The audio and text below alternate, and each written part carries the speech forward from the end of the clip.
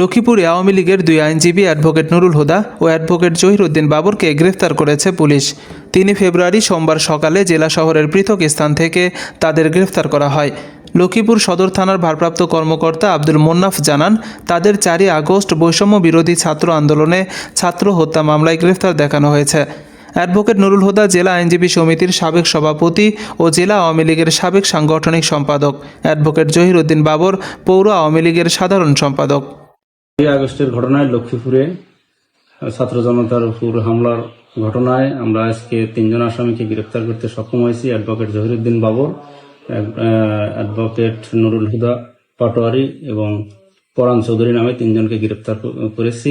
খুব দ্রুতই বিজ্ঞ আদালতে পাঠানোর প্রসেস চলছে। না, তাদেরকে কি মামলা গ্রেপ্তার দেখেছিল? 4 আগস্টের ঘটনায় ছাত্র জনতার উপর হামলার ঘটনায়। না, কোনো হত্যা মামলা আছে কিনা? হ্যাঁ, হত্যা মামলা আছে।